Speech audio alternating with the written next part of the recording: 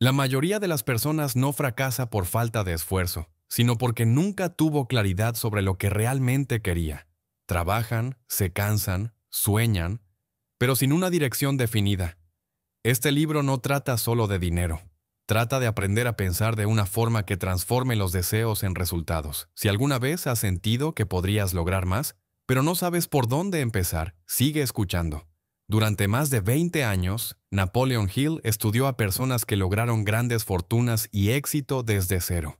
Descubrió que no fue suerte ni talento extraordinario lo que los llevó allí, sino principios mentales claros y repetidos. Este audiolibro reúne esos principios en un orden preciso.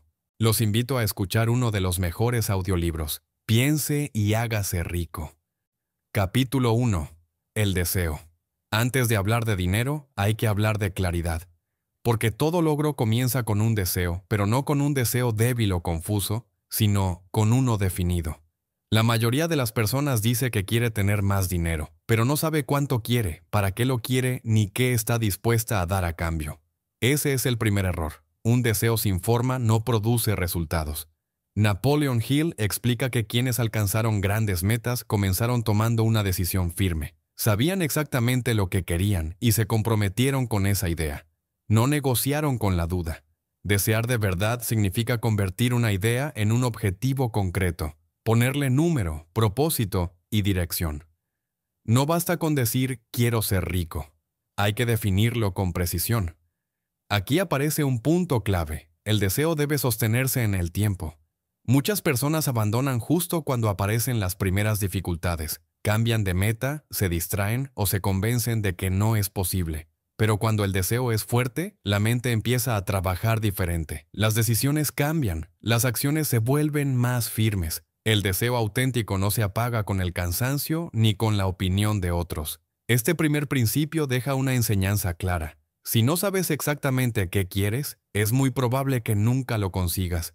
Y aquí surge una pregunta importante. Si ya tienes un deseo claro, ¿cómo se fortalece para que no se derrumbe ante el miedo o la duda? Eso es lo que explica el siguiente capítulo, donde Hill revela cómo la fe convierte un deseo en una fuerza real capaz de mover acciones y resultados. Capítulo 2. La fe. Si el deseo es el punto de partida, la fe es lo que le da fuerza. Porque no basta con saber lo que quieres. Hay que creer de verdad que es posible. Napoleon Hill explica que la fe no es algo con lo que se nace, es algo que se construye. Y se construye a través de los pensamientos que una persona repite con mayor frecuencia.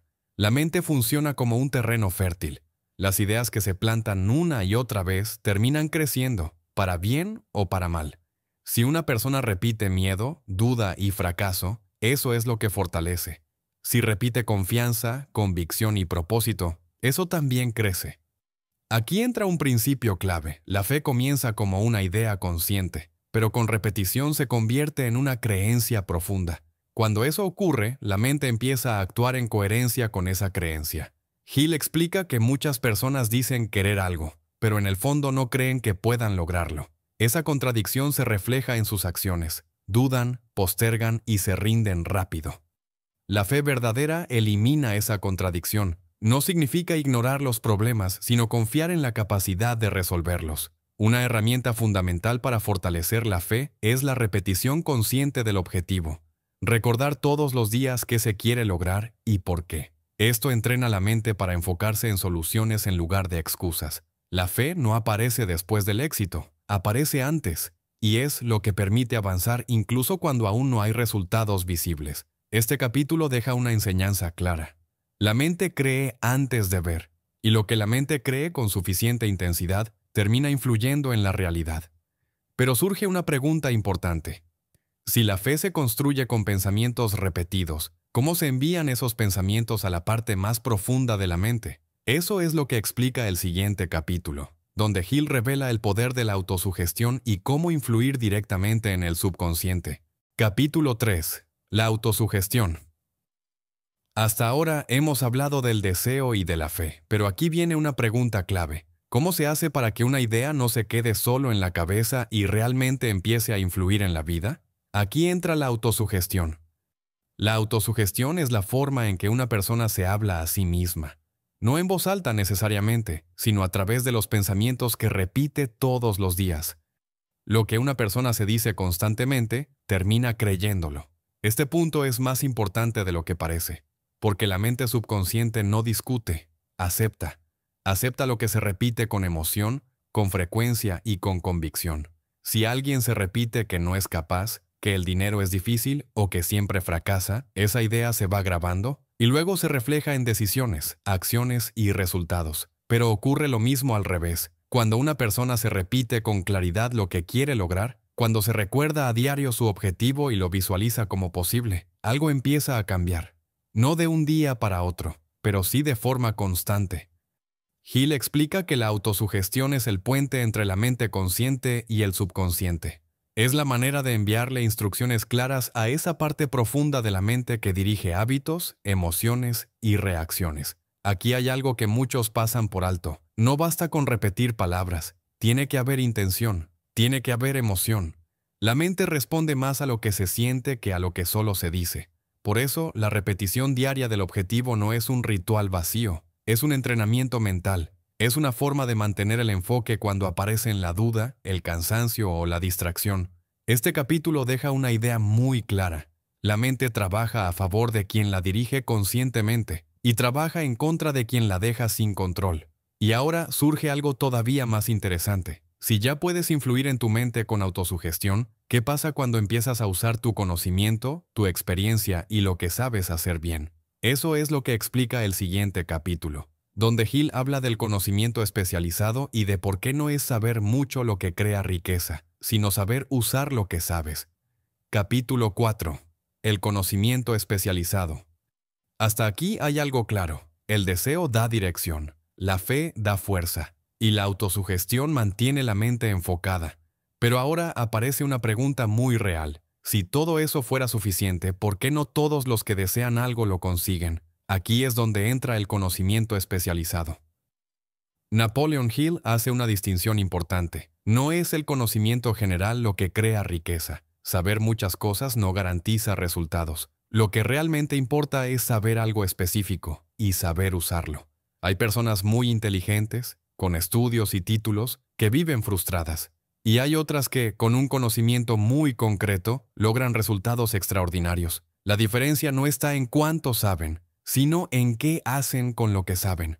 El conocimiento especializado es aquel que puede aplicarse, que resuelve problemas, que crea valor para otros. Hill explica que este tipo de conocimiento no siempre se aprende en una escuela. Muchas veces se adquiere con la experiencia, la práctica, el error y la observación. Y sobre todo con la decisión consciente de mejorar en algo específico. Otro punto clave de este capítulo es que nadie triunfa solo. Las personas más exitosas no saben todo, pero saben rodearse de quienes complementan lo que ellos no dominan. Aquí nace la idea del equipo, del entorno correcto. No se trata de competir con todos, sino de colaborar con personas que aporten habilidades distintas. Hill deja una advertencia importante. El conocimiento que no se usa se vuelve inútil. Se convierte en información muerta. En cambio, cuando una persona decide especializarse, mejorar constantemente y aplicar lo que aprende, empieza a volverse valiosa. Y el valor siempre encuentra recompensa.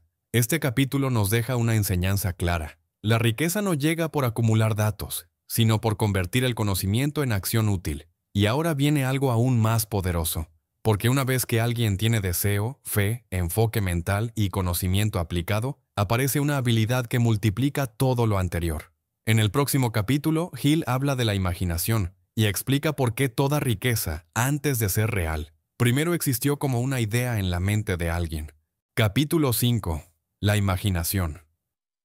Todo lo que hoy existe como riqueza, negocio o proyecto, comenzó primero como una idea. Antes de ser real, fue imaginado. Napoleon Hill explica que la imaginación es el taller de la mente. Es el lugar donde los planes toman forma antes de convertirse en acción. Hay dos tipos de imaginación: la imaginación creativa y la imaginación sintética.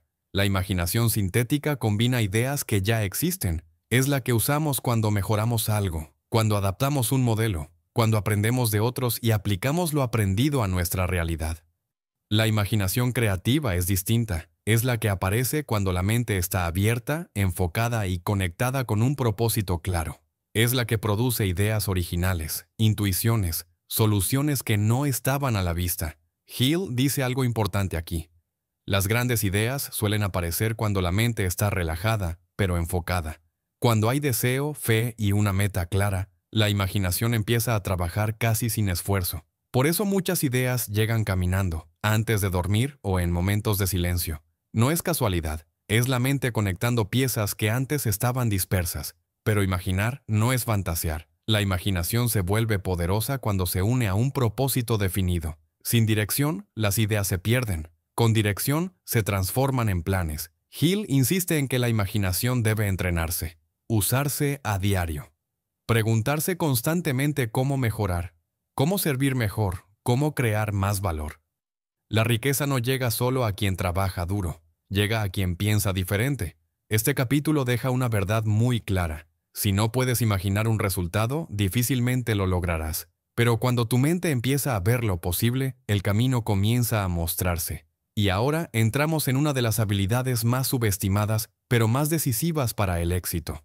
Una habilidad que conecta ideas con personas y oportunidades. En el próximo capítulo, Hill explica el poder de la planificación organizada y por qué los grandes logros siempre siguen un plan claro, aunque ese plan se ajuste en el camino.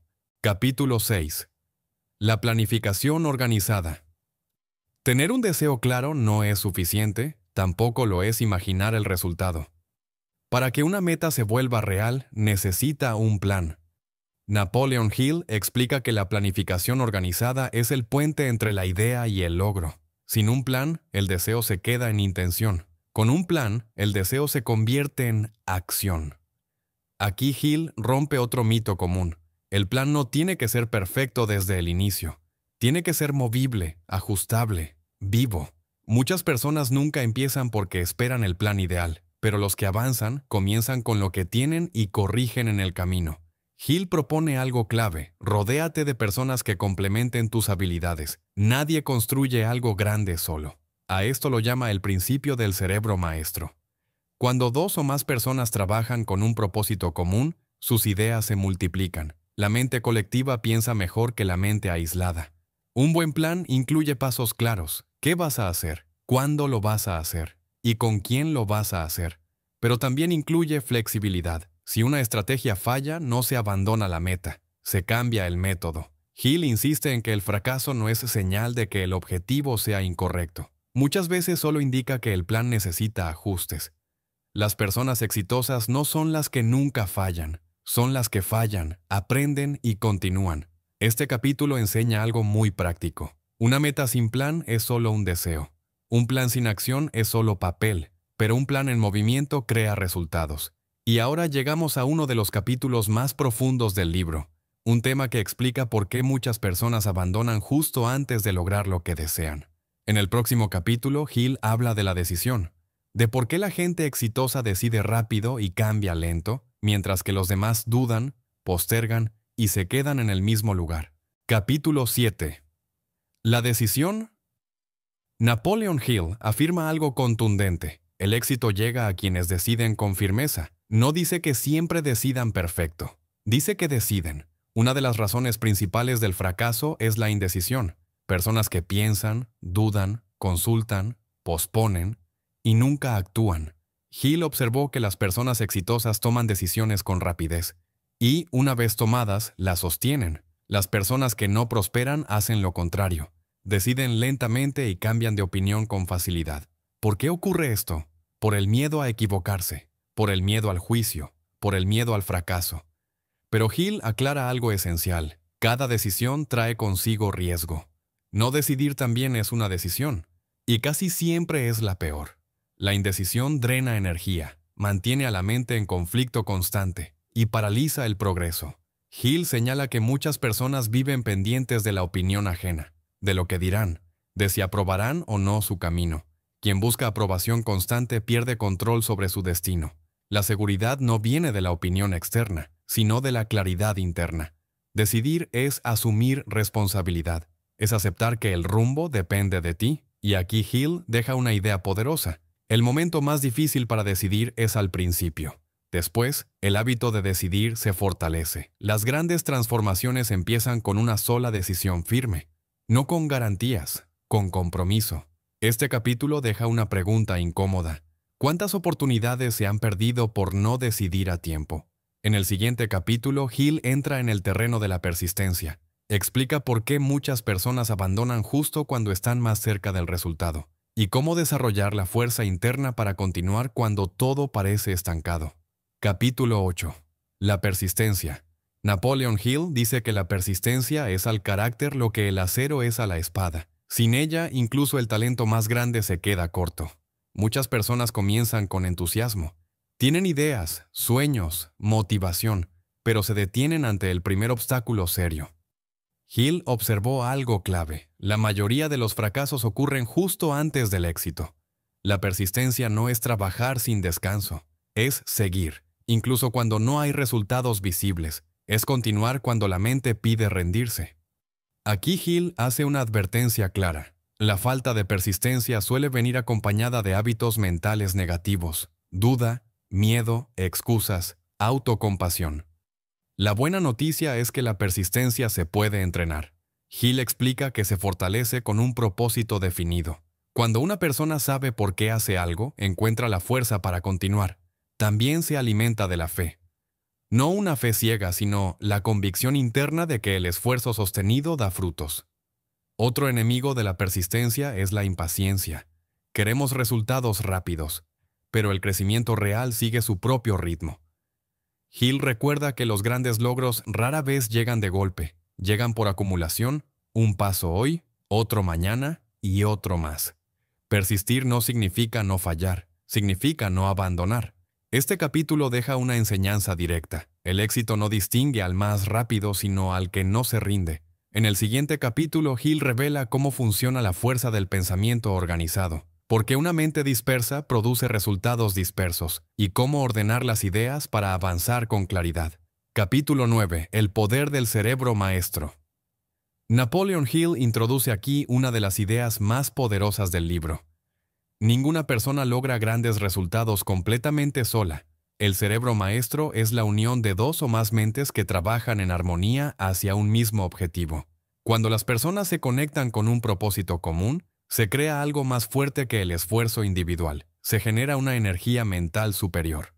Hill observó que los hombres y mujeres más exitosos siempre se rodearon de otras mentes fuertes. No necesariamente más inteligentes, sino alineadas, comprometidas y enfocadas. Aquí rompe un mito importante. El éxito no es aislamiento, es colaboración bien elegida. Un cerebro maestro no se basa solo en amistad, se basa en valores compartidos, disciplina y una visión clara del objetivo. Hill advierte algo clave: las personas con las que te rodeas influyen directamente en tu forma de pensar. O si estás rodeado de dudas, miedo y quejas, eso se filtra en tu mente. Por el contrario, cuando te rodeas de personas que piensan en soluciones, crecimiento y acción, tu estándar mental se eleva. Este principio aplica hoy más que nunca. Socios, mentores, equipos, comunidades. El cerebro maestro no solo multiplica ideas, multiplica la fe, multiplica la persistencia, multiplica las oportunidades. Hill deja una pregunta implícita. ¿Con quién estás pensando tu futuro? Porque muchas veces el cambio no está en pensar más, sino en pensar mejor acompañado. En el siguiente capítulo, Hill aborda un tema delicado pero crucial: cómo transformar la energía del deseo en creatividad, enfoque y poder personal. Capítulo 10. El misterio de la transmutación del sexo. Napoleon Hill introduce aquí uno de los conceptos más malinterpretados del libro, pero también uno de los más poderosos. La transmutación significa transformar una energía en otra. Y la energía sexual, explica Hill, es una de las fuerzas más intensas que posee el ser humano. No se trata solo de deseo físico, se trata de energía creativa. Hill observó que muchas de las personas más influyentes, más productivas y visionarias, sabían canalizar esa energía hacia su trabajo, sus ideas y sus grandes objetivos. Cuando una persona tiene un deseo intenso, su mente se vuelve más alerta, más creativa, más persistente. Esa energía puede dispersarse o puede dirigirse. Aquí Hill deja algo muy claro. No se trata de reprimir, se trata de enfocar. La energía mal dirigida se convierte en distracción, impulsividad y pérdida de enfoque. La energía bien dirigida se convierte en creatividad, liderazgo y acción constante. Muchos artistas, empresarios y líderes han producido su mejor trabajo cuando estaban impulsados por un deseo profundo que iba más allá de lo inmediato. Hill explica que la transmutación ocurre cuando una persona tiene un propósito claro y decide usar su energía para avanzar hacia él. No es magia, es disciplina mental. Cuando el deseo se conecta con una meta definida, la mente entra en un estado de mayor poder creativo. Las ideas fluyen, las soluciones aparecen, la acción se vuelve natural. La lección es sencilla pero profunda. La energía más fuerte que tienes puede impulsarte hacia el crecimiento o mantenerte atrapado en impulsos momentáneos. Todo depende de cómo la dirijas. En el siguiente capítulo, Hill aborda otro enemigo silencioso del éxito. Algo que parece inofensivo pero que ha detenido más sueños que cualquier fracaso. Capítulo 11. El subconsciente. Napoleon Hill explica aquí algo fundamental. Tu mente consciente piensa, pero tu subconsciente obedece. El subconsciente no razona, no discute, simplemente acepta lo que se le repite con emoción y constancia. Cada pensamiento que mantienes con frecuencia termina sembrándose ahí. Creencias, miedos, expectativas, hábitos. Hill deja claro que el subconsciente es el puente entre tus pensamientos y tus resultados. Si una persona repite ideas de fracaso, aunque no lo note, su comportamiento terminará alineándose con eso. Por el contrario, cuando alguien alimenta su mente con pensamientos de confianza, propósito y posibilidad, empieza a actuar de forma distinta, casi automática. Aquí Hill conecta este capítulo con el deseo y la fe de los capítulos anteriores. Las afirmaciones no funcionan por repetir palabras vacías, funcionan cuando van acompañadas de emoción, de convicción, de imagen mental. El subconsciente responde a sentimientos intensos, miedo, entusiasmo, esperanza, pasión. Por eso, lo que piensas justo antes de dormir o al despertar tiene un impacto profundo. Hill advierte algo importante. No basta con pensar positivo de vez en cuando. La mente se entrena igual que el cuerpo, con repetición diaria. El subconsciente puede ser tu mayor aliado o tu peor enemigo. Todo depende de qué ideas le entregas. La lección es clara. Si quieres cambiar tus resultados, debes cambiar primero lo que estás sembrando en tu mente. En el siguiente capítulo, Hill nos habla de un tema fascinante. Cómo la mente se conecta con algo más grande, con ideas que parecen llegar de la nada cuando una persona está realmente alineada con su propósito. Capítulo 12. El cerebro. Napoleon Hill explica que el cerebro no es solo un órgano físico, es un centro transmisor y receptor de pensamientos. Cada mente humana emite energía, y al mismo tiempo capta la energía mental de otros. Por eso el ambiente importa tanto.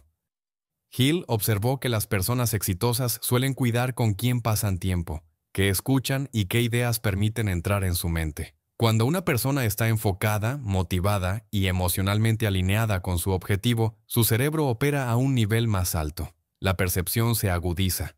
La intuición aparece. Aquí Hill introduce una idea clave. Muchas veces las mejores ideas no parecen venir del razonamiento lógico. Llegan como corazonadas, como claridad repentina. Pero esa claridad no surge al azar. Surge cuando la mente está entrenada, cuando el deseo es fuerte y cuando el subconsciente ha sido alimentado correctamente. El cerebro responde al estado emocional. El miedo bloquea. La duda confunde. La confianza abre posibilidades. Por eso Hill insiste tanto en el control mental. No para negar los problemas, sino para mantener la mente en un estado productivo. Este capítulo refuerza una idea poderosa. Tu entorno, tus pensamientos y tus emociones influyen directamente en lo que eres capaz de percibir y crear. En el siguiente capítulo, el último del libro, Hill aborda el obstáculo final, ese que aparece justo antes del éxito y que ha hecho rendirse a millones de personas. Capítulo 13. El sexto sentido. Napoleon Hill llama a este capítulo el punto donde todo se une. El sexto sentido no es algo místico. Es el resultado de una mente entrenada, un propósito claro y una disciplina sostenida en el tiempo. Hill explica que, cuando una persona ha definido su objetivo, ha desarrollado fe, ha controlado sus pensamientos y ha perseverado sin rendirse, empieza a experimentar algo distinto.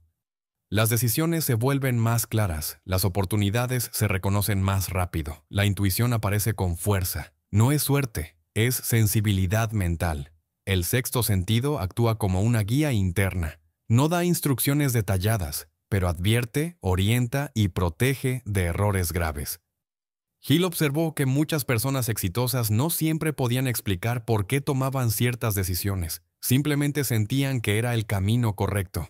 Ese sentimiento no nace de la nada, es la suma de todo lo aprendido y aplicado de forma constante. Aquí Hill deja un mensaje importante. El sexto sentido no se desarrolla leyendo, se desarrolla viviendo los principios. Quien no define un propósito no escucha nada. Quien vive en el miedo bloquea esa guía. Quien persevera la despierta. Piense y hágase rico. No trata solo de dinero. Trata de control mental, responsabilidad personal y dirección clara. La riqueza comienza en la mente, pero solo llega a la vida cuando se acompaña de acción, disciplina y constancia. Cada capítulo de este libro apunta a una misma verdad. Las personas que triunfan piensan diferente, deciden diferente y actúan diferente. No importa dónde empieces, importa que empieces. Y si hay una enseñanza final que deja Hill, es esta.